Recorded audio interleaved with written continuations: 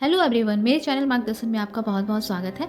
आज हम देखेंगे कि झारखंड सरकार द्वारा क्या नीति में बदलाव किए गए हैं। शिक्षक पात्रता परीक्षा 2019 की जो संशोधन नीति है उसे 2022 में क्या बदलाव करके इसे लाया गया है, तो ये आज हम लोग देखेंगे। तो सबसे पहले ये न्यूज़ जो आया है हिंदुस्तान में आया है, जिस न्यूज़ को लेकर मैं आई हूँ तुरंत ये अपडेट ये आया था, जिससे मैं आपके पास लेकर अभी आई हूँ और मैं इसे बताने वाली हूँ कि इसमें क्या क्या चेंजेस किए गए हैं। इसे आप अभी देख सकते हैं। झारखंड सरकार ने राज्य की शिक्षक पात्रता परीक्षा जेटेट के नए नियमों के अहम बदलाव किए हैं।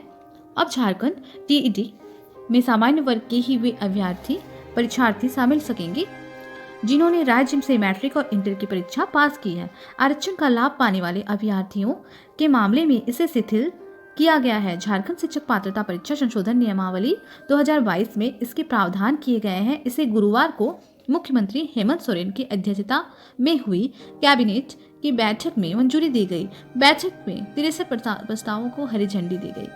शिक्षक पात्रता परीक्षा संशोधन नियमावली 2022 के तहत टीईटी के लिए सामाजिक अध्ययन में कॉमर्स के लेखा शास्त्र और व्यापार अध्ययन को भी जोड़ा गया। तो इसमें ये कहा गया है पहले कॉमर्स के स्टूडेंट्स को इसमें नहीं जोड़ा जाता था, लेकिन अब कॉमर्स के स्टूडेंट्स के अकाउंट्स और बिजनेस स्टडीज़ को भी जोड़ा गया है। उर्दू सहायक शिक्षक के लिए उर्दू व अंग्रेजी में 20-20 प्रश्न तय किए गए हैं। इतना ही नहीं, अब झाई की जगह 3 घंटे की ये परीक्षा होगी। नई नियमावली के अनुसार टेट सर्टिफिकेट की मान्यता ताउम्र कर दी गई है। पहले क्या होता था दोस्तों, ये जो 13 और 16 में जो टेट की परीक्षा हुई थी उसमें यह लाइफ टाइम नहीं होता था, लेकिन अब जो परीक्षा हो रही है उसे लाइफ टाइम इसे वैलिड कर दिया गया है। आगे इस न्यूज़ को देखते हैं हम लोग। जाने किस वर्ग के लिए कितना न्यूनतम अंक जरूरी है। कितना न्यूनतम आप अंक लाएंगे तो वो आपके पास मार्क्स होंगे। ये पास मार्क्स के लिए कितने कुल प्राप्तांक आपके होंगे ये आपके बताए गए हैं इसमें। तो जनरल कैटेगरी से हम लोग देखते हैं। जनरल कैटेगरी से आपको एक होगा 40 मार्क्स का और दूसरा होगा 60 मार्क्स का। अनुसूचित जाति से 30 मार्क्स का एक होगा तो दूसरा सब्जेक्ट होगा आपका 50 मार्क्स का। अनुसूचित जनजाति से एक सब्जेक्ट 30 मार्क्स का तो दूसरा होगा 50 मार्क्स का। आदिम जनजाति से हैं आप तो आपका 30 मार्क्स का एक होगा सब्जेक्ट और दूसरा होगा 50 मार्क्स का। अगर आप BC1 से हैं तो आपका होगा एक 35 मार्क्स का और दूसरा होगा 50 मार्क्स का। अगर आप BC2 से हैं तो एक सब्जेक्ट आपका होगा 35 मार्क्स का, दूसरा होगा 55 मार्क्स का। अगर आप EWC से हैं यानी कि आर्थिक कमजोर तो आपके 35 मार्क्स का एक एग्जाम से होगा एक सब्जेक्ट का और दूसरा होगा 55 मार्क्स का। दिव्यांग है तो एक होगा 30 और दूसरा होगा 50।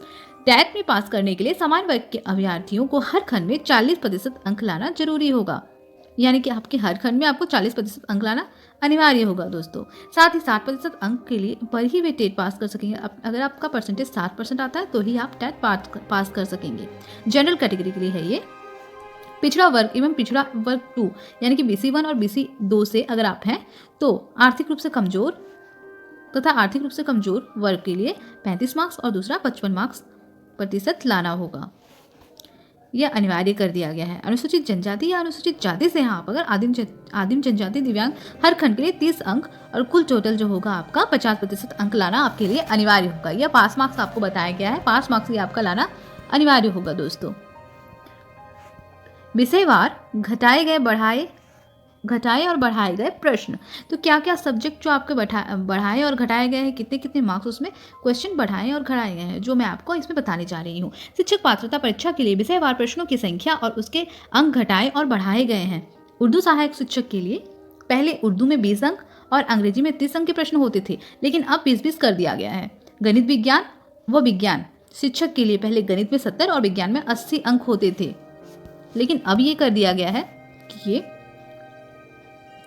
अब गणित में 50 अंक का प्रश्न होगा और विज्ञान में 100 अंक के प्रश्न होंगे। विज्ञान में भौतिकी, रसायन, वनस्पति शास्त्र, जीव विज्ञान में 50-50 अंक के प्रश्न होंगे, जिसमें 2 विषय लेना अनिवार्य होगा।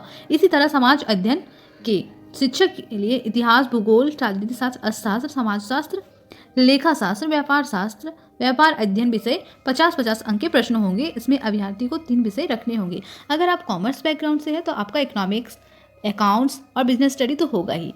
अगर आप सोशल साइंस से है, आर्ट्स के स्टूडेंट है तो आपका इतिहास, भूगोल, राजनीति शास्त्र, तो ये सब्जेक्ट आपका या इकोनॉमिक्स, इसमें से कोई सब्जेक्ट होना अनिवार्य है। 3 सब्जेक्ट आपके होने चाहिए।